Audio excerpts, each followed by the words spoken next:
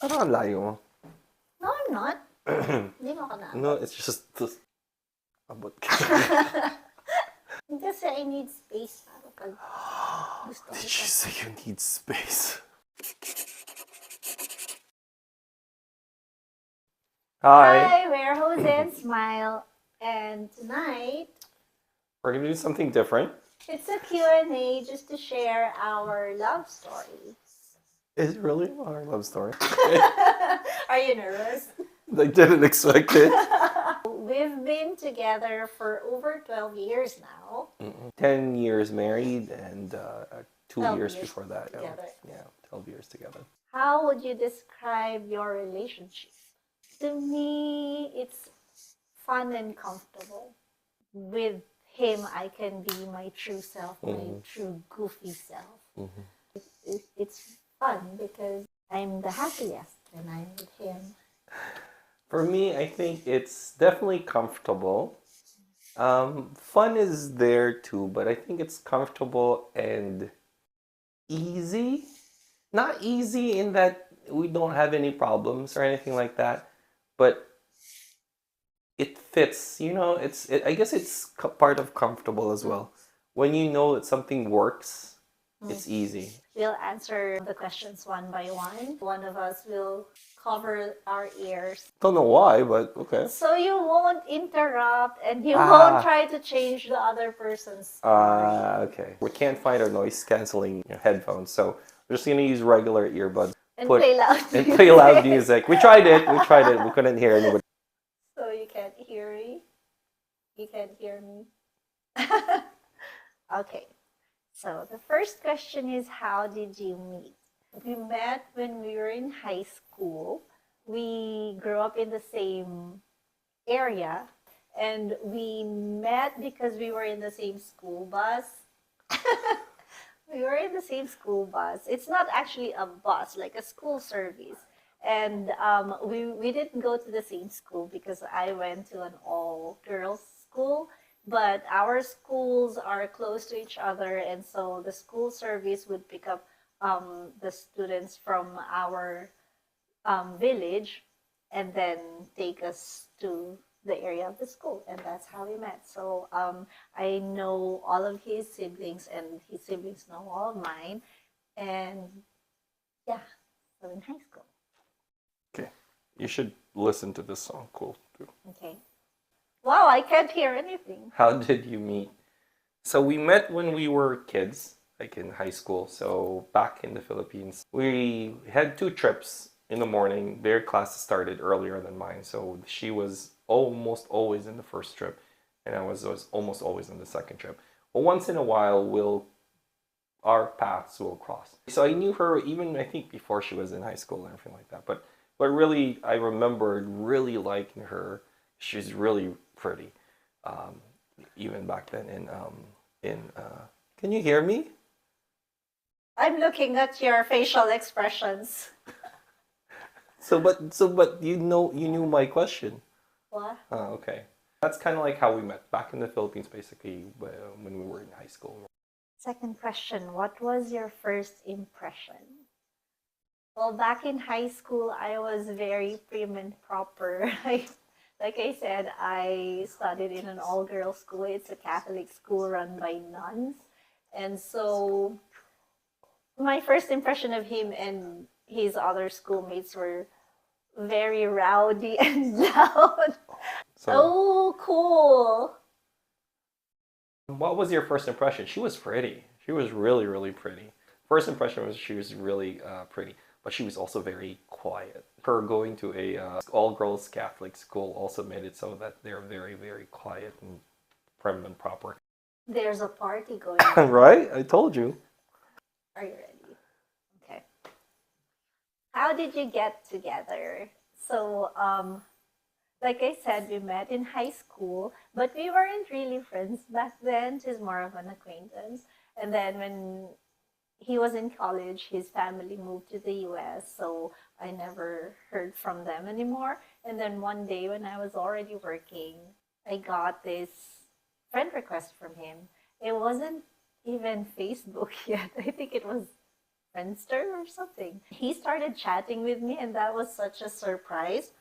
Because, like I said, we weren't really friends in high school, but I know that he's a good guy. So I chatted with him, and then I found myself enjoying my chats with him. We would chat almost every day, actually. Since I moved to the US, there's a lot of times where I feel nostalgic about the past. So I would reach out to, people that I knew back in the Philippines through the social medias back then, Friendster, my age is starting to show, Friendster, MySpace, and then Facebook. And so one of the people that I reached out to is in 2009, 2010, we would just chat, you know. Um, Not a whole lot, but eventually, slowly became a whole lot. I was planning a trip to US. I was going to visit family and friends for 3 weeks, and he invited me to meet them, him and his family, because we've known each other's family since high school. The months leading to my trip, we became very close, or at least I considered him a friend at that time already. And then he offered to tour me around San Jose. And so I said, sure, I can stay one night with his family, and then he can tour me around the next day. And when I stayed over at their place that night, we actually ended up talking until 3 a.m. I don't remember exactly what we talked about, but I remember being very comfortable around him. She told me that she was coming to the US for, I think, primarily for a family event and the wedding of her friend. I told her, I'm like, yeah, sure, I'll come over, I can stay in the house. I was living with my parents back then. She was a family friend, basically, so it was easy enough for us to kind of invite her. So I took her to the Winchester Mystery House, and I think something was starting there. We were very comfortable with each other. Like we knew each other for like the longest time. It was very, very comfortable to talk to her, to joke around with her. I didn't feel any awkwardness actually, really. It was really, really cool. It was super easy. And there was a point there where she held my hand and I was like, whoa, okay, well, okay, I'll hold your hand. He toured me around. He brought me to this famous tourist spot here in San Jose. It's like a mystery house. It's a big Victorian house. And so we had that tour. And for some reason, I don't know why, maybe because I'm very comfortable around him. When we were standing and the tour guide was explaining something, I leaned on him as I do with my other guy friends, but then surprisingly, he put his arm around my shoulder here. So I'm like, what's happening? Why is he doing that? But I thought it was nice. I thought it was very comfortable. And so I leaned on him again, and he did that again. And I thought, maybe there's something here. And then we had lunch, and then when we were going to this cafe, he wanted us to jaywalk, and I didn't want to jaywalk. I was so scared, so I held on to his arm. And then he surprised me again by grabbing my hand and actually holding my hand. And I thought, there's really something going on here. Because at first when I went to visit for that trip, I wasn't really thinking anything much of it because I know I didn't want to be in a long distance relationship, and he lives in the US, I live in the Philippines. So I was really not thinking much of it. But look at that. So, and then I took her to Santana Row for lunch. Interestingly enough, it was at this Singaporean restaurant in Santana Row. Santana Row is this really nice area with nice shops, nice restaurants. So I took her there for lunch, and then after that, I walked her towards a boba place or a tea place, basically, and we chatted there as well. Then he took me to the Rose Garden, and I loved it there. And then we just stayed there for hours. We talked about so many things. Like, some of them were actually deep conversations. And I thought, wow, this is a very sensible man. I can talk to him about anything, like the shallow things and the deep things. And yeah, that's how it started. And then I took her to the Rose Garden, the San Jose Rose Garden. You'll see it in some of our videos. That's why one of our favorite places to go. And we just hung out there. And I will answer the fourth question actually because it's actually part of the story. So how did you get together was number three, and number four is tell us the moment you knew you were in love. It kind of goes to me, kind of goes hand in hand, or at least you kind of knew you were in love. That's why we're starting to get together. At the Rose Garden, we just hung out. I took a lot of her pictures. There were benches right there, and in the center of the Rose Garden is a big fountain, and then it's surrounded by benches. And since it's a work day, and because I took a day off, there was not a lot of people, so we were able to kind of sit there and enjoy the sun, right? So she was laying on my lap. I'm not gonna show it because she's looking at me, so she'll probably guess what I'm saying. But in any case, she was she was not really on my lap, at least close to my lap. We were talking about life in general, and what we realized is that there was a lot of things that we believed about life in general, about families and kids and values that we kind of shared. So that was really, really cool as well. There was some point where it got too sunny or not enough sun, and so we even moved to a different bench, but we resumed our places. It was super kind of cute, I guess, looking back now. So we kind of liked that, what we were doing, where we were. That night when I drove her to the airport, I told myself, and she knows this. I told myself, I said, I cannot let this girl go. I cannot let this girl go. I remember in the car ride, I cannot let this girl go. I cannot let this girl go. So even as she was still in the airport, I was already texting her. So I kind of knew there was something there. I was in the Bay Area then, and then I went to SoCal, and then I went to the East Coast, and all through that trip, he was calling and texting me, and then yeah, it developed.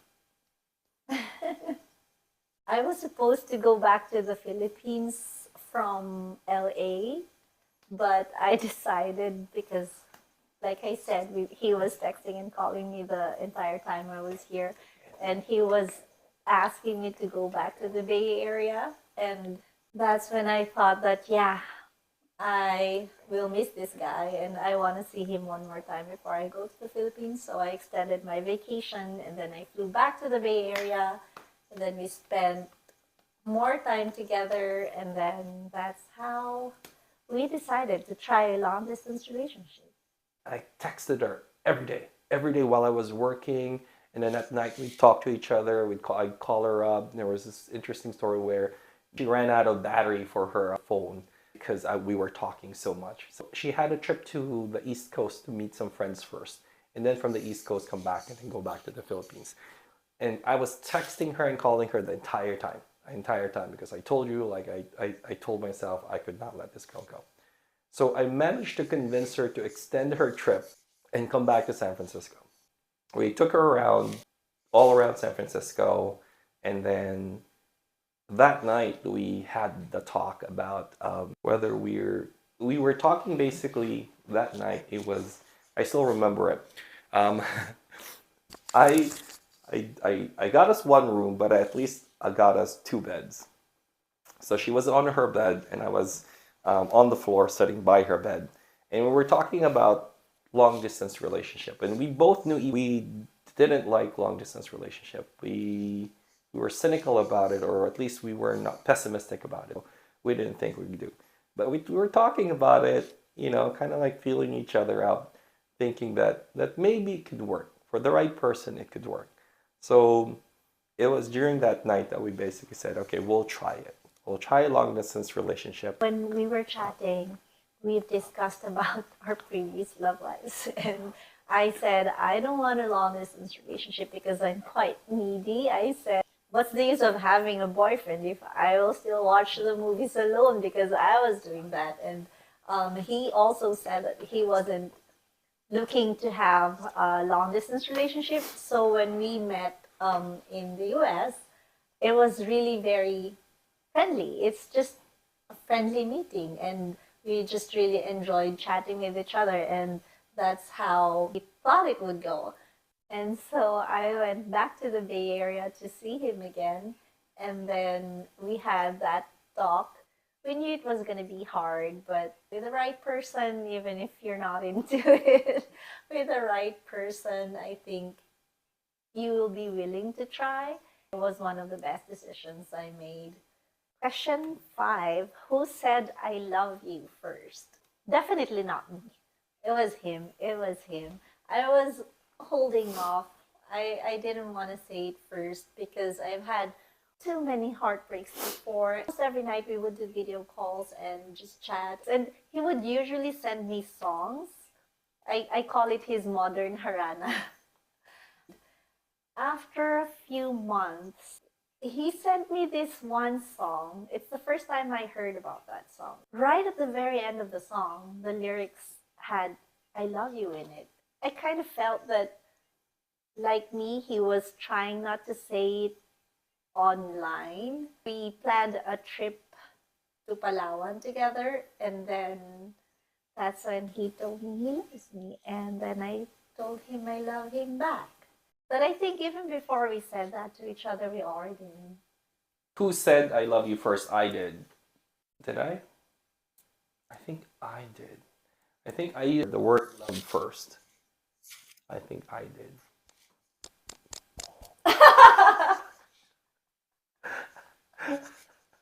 She came to the US to visit sometime October. I think I used the word love first sometime in December, early December, late November. Forget in what context, but I think I purposely used it so that she knew that it was going there. And even then, I knew she was the one. I think I said the love first. Who said I love you first? The whole 3-word thing? I really don't know. Knowing my wife, she's really, really sweet. She would not leave anything behind when it comes to emotions. She would go into a relationship putting everything on the line. She wears her heart on her sleeve talaga. So I wouldn't be surprised if it was her. My memory is pretty bad about these things. I think most husbands are. I think it would be her that would have said I love you first, but I'm pretty sure I used the love first. What do you think your life would be like if you never got together? Well, definitely I won't be here in the US. I would probably still be in the Philippines. I never wanted to leave the Philippines. I like it there. I would probably be single because before we got together, I've had, like I said, I had my heart broken too many times before. And I was at that stage when I said to myself, I would just enjoy my life being single. I had my first niece at that time, and I will just be the cool single aunt who will be traveling around and spoiling my niece and enjoying with my friends. I have other single friends. So we'll probably be traveling together. I'd still probably be working at the airport. I worked for Philippine Airlines before. And yeah, I can't imagine being with someone else. So I'll probably be single if not with him. Number 6, what do you think your life would be like if you never got together? Ooh, we never got together. That means I would have been in Sydney, Australia, and then Singapore later on by myself as a single person. So probably would have dated somebody while I was in, maybe not Sydney, not that I think about Sydney, but I was there for too short of a time. I was there for 11 months. So probably dated somebody in Singapore. There was a lot of, obviously, Filipinos in Singapore. There's a lot of expats in Singapore. So maybe I could have dated somebody in Singapore. I actually never thought about what it would be like if we never got together. I'm super content, so it's not something I actually thought about it. I could have been single. Before I actually got with her, I was already telling myself that I'd be just that cool uncle that traveled all around the world and came back to the US telling stories about the country that I have been to. I guess I never know. What is the most difficult moment you both have been through? I think he knows for me what the most difficult was. I've always wanted to be a mother. I've always dreamed of having my own family, but I've been sick.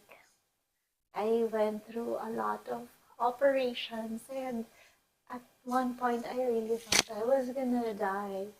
And then when I learned that I can't have a child, it broke me. I was really very depressed. And I felt bad not just for myself but for him too, because I know how good he is with kids, and I wanted him to be a father. I know he's gonna be a good father. And then when we got news from our doctor that I can't, I can't, It's okay. he knows what I'm talking about. And when I learned that I can't have a child, I was crying. I was crying every night for many months, and before we sleep, I would always apologize to him and say, I'm sorry that I can't get him a child. And I was telling him that if he wants to be with another person instead of me, I would totally understand. During that time, when I was so disappointed at myself, he stood by me, and I am forever thankful for that. As soon as I saw this question, I knew what she was gonna talk about. I'm sure she already told you about our situation. And to me, the hardest part was not the realization that we're not gonna have a family, was to see someone that you love be incredibly sad. She thought of it as her fault. That was to me the hardest part, is to see someone that you love just completely break down because of something she has no control over. That was the cards that was dealt with us. That was what God gave us. That's the situation. And it was tough. That was the toughest one. It's not about not having kids. It was about seeing my wife, the love of my life, basically, just be completely sad about it and felt like she was not worth it when she was. When she really was. And all I wanted to do was really just love her. It was hard for her to love herself. And that to me was the hardest part. Trying to convince her that it's not our fault, it's going to be okay, we're going to be okay. The things that led up to it, the doctor visits, all the things that she had to go through physically to kind of get checked out, all the things that led us to that point in time in the doctor's office where we were told um, about our situation. And then seeing her really just break down. And all I cared about that time, I remember, was she was going to blame herself. She was going to be extremely sad about it. And at that point, but nothing else mattered other than me, a husband trying to convince his wife that we're going to be okay, that she's okay, and that we're going to be okay, and that I love her. How has the other person make you better? In so many ways, like I said, I went through that very dark phase, and at the time when I can't even love myself, he loved me.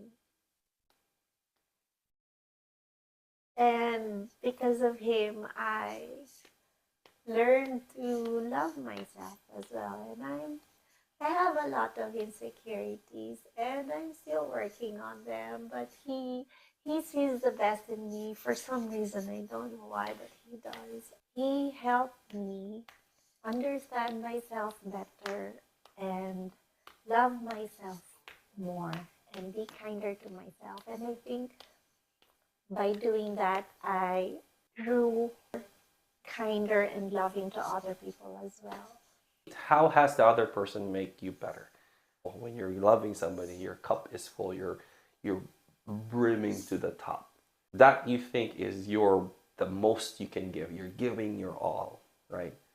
But when you give it to somebody who has a higher capacity of love than you, so let's say you're giving a cup full, but she has a liter or a gallon of it.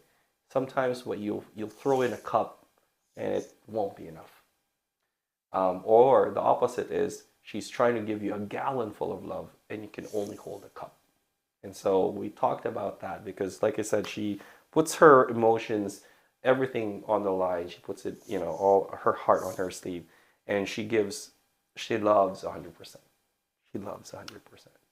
So I've learned to expand my capacity for love, to receive more and to give more.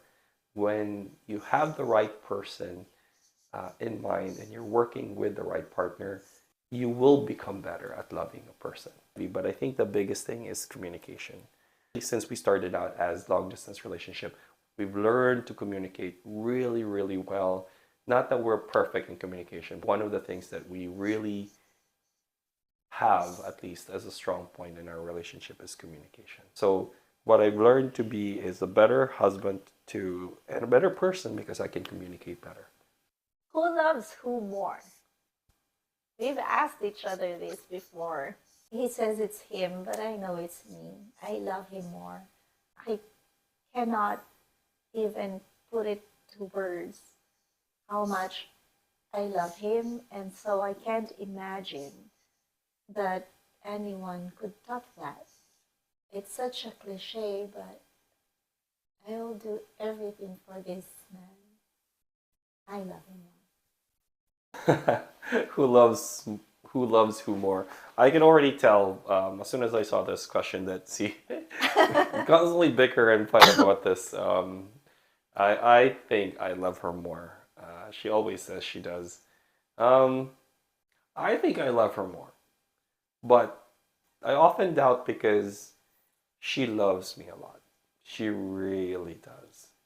So I'm not necessarily sure if I'm actually overcoming her love for me because she does love me a lot. She really does. There's no doubt in my mind. For me to say that I love her more, I must be really convinced that my love I am showing her more love and saying, not just showing, just saying that she hears it, that she feels it, that she sees it. And I'll be honest, I'm not sure. I'd like to think I do love her because, at least in my heart, I love her a lot. But fine, I think she loves me more. Like I told you guys, she just puts in just a ton of love into the relationship. I'm going to continuously tell her that I love her more, but I can't say that I don't doubt that. What is the greatest love lesson you learned from your relationship?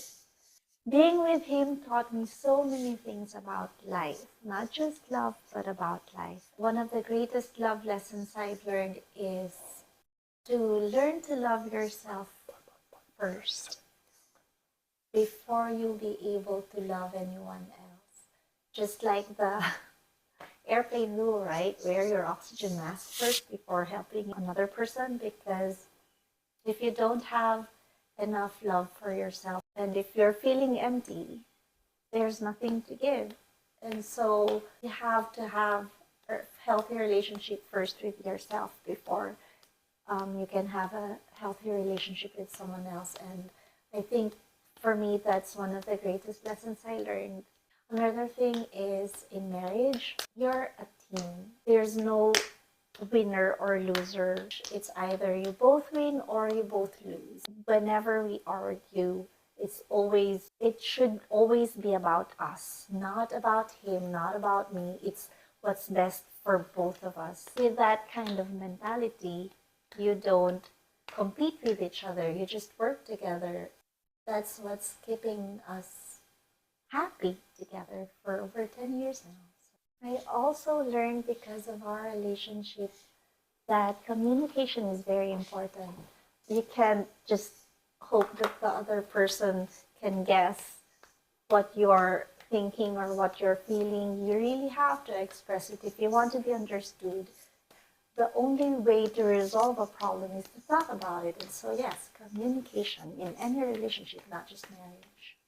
What is the greatest love lesson you learned from your relationship? One is communication. You have to constantly find ways to communicate better and improve in communication. That's something absolutely you have to learn and be good at in a relationship for that relationship to be successful. The other thing I've learned is you have to work on that relationship. Whether it's a parent to child relationship, it's a friend to friend relationship, but definitely between married couples, I think that relationship constantly needs work.